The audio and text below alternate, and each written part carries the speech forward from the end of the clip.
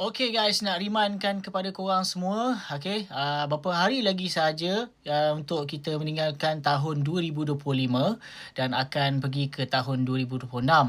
Bagi korang yang masih lagi belum habiskan, okay, SARA korang, yang mana korang ni rajin carry forward, please lah, okay, please lah habiskan sebelum 31 Disember 2025.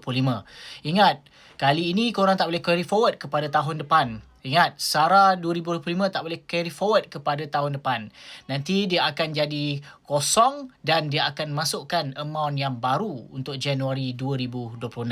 So, please guys, siapa-siapa yang rajin carry forward sehingga RM300, RM400 tu, jangan anggap korang boleh carry forward ke tahun depan. Ingat, habiskan segera sebelum 31 Disember 2025. Itu yang termaktub di dalam kata soalan lazim SARA itu sendiri, yang mana itulah tamat tempoh perbelanjaan yang boleh korang lakukan pada tahun 2025. Itu sahaja perkongsian. Aku Faizuan. Assalamualaikum.